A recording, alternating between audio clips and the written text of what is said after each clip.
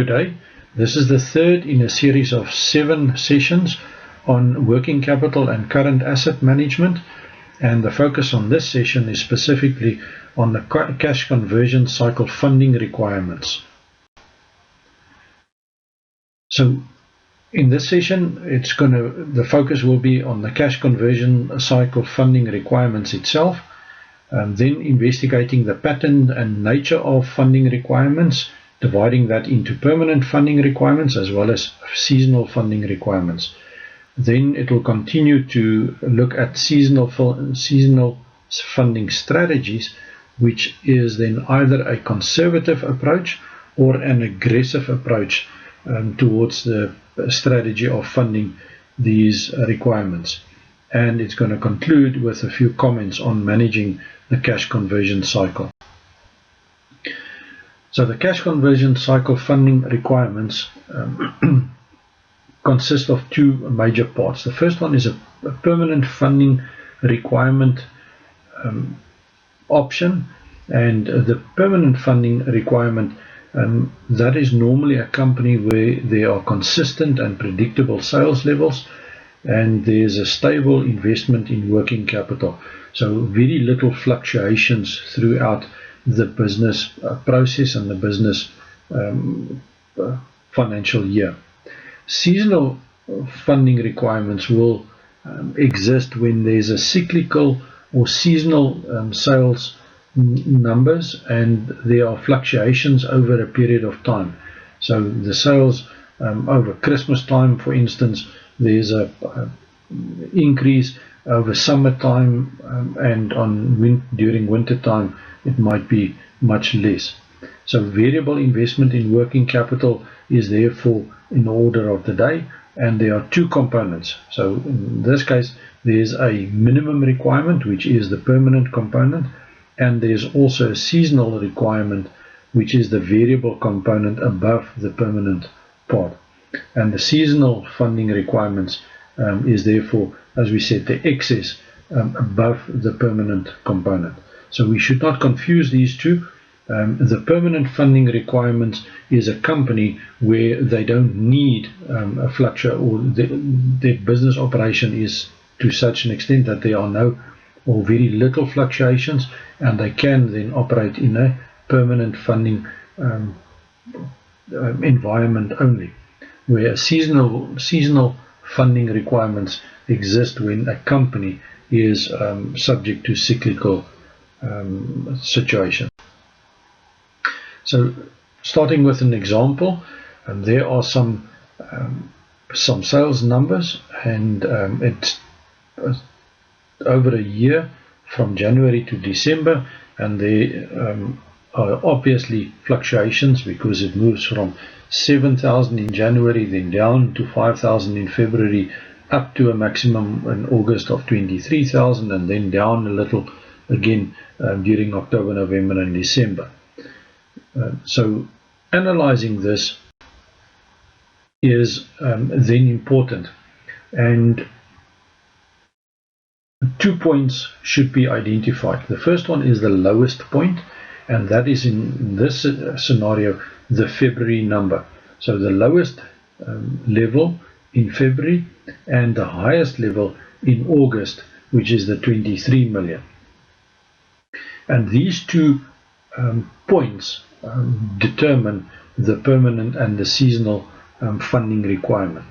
So on the right hand side, the maximum of 23 million minus the minimum of 5 million gives us the seasonal requirement of 18 million. So our permanent funding requirement is always the minimum or the lowest month, and the seasonal funding is then the range between the minimum month and the maximum month. So that's that range of, in this example, 18 million between 5 million and 23 million. So the company will have a permanent right through across the month, all the months. It will have a minimum requirement of 5 million, and then in most of the months it will then have a level somewhere between 5 million and 23 million, in other words in that range of 18 million. So what are the strategies that could be followed? And before we can discuss that, first identify the types of funding. The first is a short-term funding. So in the short term, interest rates are fairly volatile, and there's also a risk in raising funds when needed. Imagine there are a downturn in the economy. There are some things happening in the economy that makes credit a little difficult, or alternatively the company has had some little issues, and when they approach the financing institution, there might be some reluctance to provide them with their seasonal funding. That could create a risk to the business. Long-term source of funding is normally when it's over a long period of time, the contract is signed and the facility is available over the long period of time. So the strategies will then utilize these two options in terms of the funding.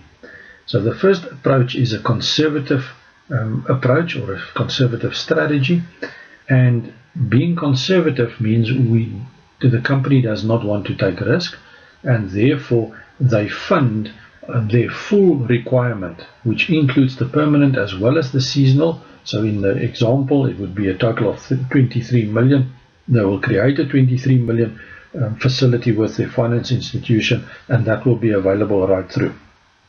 Yes, there would be costs involved because the funding is available right through the year, but it is conservative approach. The funding is available and there is very little risk of not obtaining that credit again. An aggressive approach says the permanent portion will be funded over a long period because it is a permanent funding requirement, but then the seasonal requirement will be funded by short-term debt, and that is where the risk comes in if those debt cannot be raised when it is required. So doing the numbers, on the left hand side there's a total funding requirements, and that was what was analyzed. In the middle, that's the permanent funding, and that relates to the February number, that 5 million rands, and that gives us an indication that across the board there's a 5 million minimum requirement. And on the right hand side is the difference then, in other words the excess. The purpose of this is to determine what the total seasonal requirement is, because ultimately the intention is to calculate the cost of the fundings, both the permanent funding as well as the seasonal funding. And to determine the seasonal funding cost, it is important to calculate the average, because some months it is very low, like in February there's no seasonal funding. In a month like August it's 18 million. So ultimately an average needs to be calculated, and that's what is done at the bottom. So first calculating the total of the excess, so the seasonal portion, and dividing that by 12 months results in a 6.255 million as the average monthly seasonal funding requirement. So the next question is, what are these fundings costing? At the top, if the conservative strategy is followed, the full 23 million is funded by a long-term finance. At the long-term finance assumed here of 10%, that means the cost of the conservative funding strategy is 2.3 million rands. An aggressive seasonal funding strategy, however, splits the components and finances the permanent part with long-term finance at the 10%. That is a cost of 500,000. The seasonal average, and that's why the average needs to be calculated, is funded at, in this example, 5%, and that gives a cost of 312 812,750. So the total cost of the aggressive funding is 812,750, which is significantly lower than the cost of the conservative funding strategy.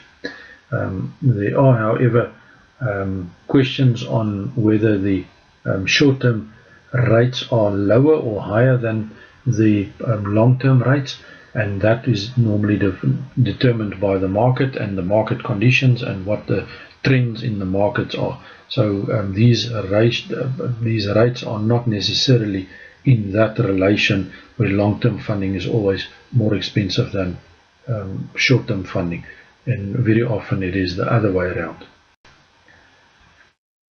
So the last comments are in terms of managing the cash conversion cycle. So to reduce the cost of these funding, the cash conversion cycle needs to be reduced, and there are three potential ways of doing this.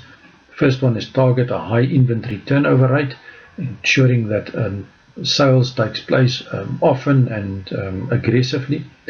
The second one is to reduce the accounts receivable collection period through strategies in negotiating with outstanding balances, and making sure that there are proper follow-ups and proper communication with clients, and sending out statements, sending out accounts, ensuring that the payments come in on time.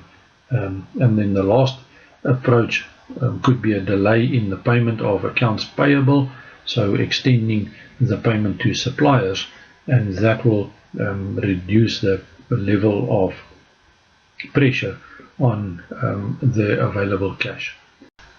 So that brings us to the end of session 4. The next session is session 4, and that will be focusing on inventory management.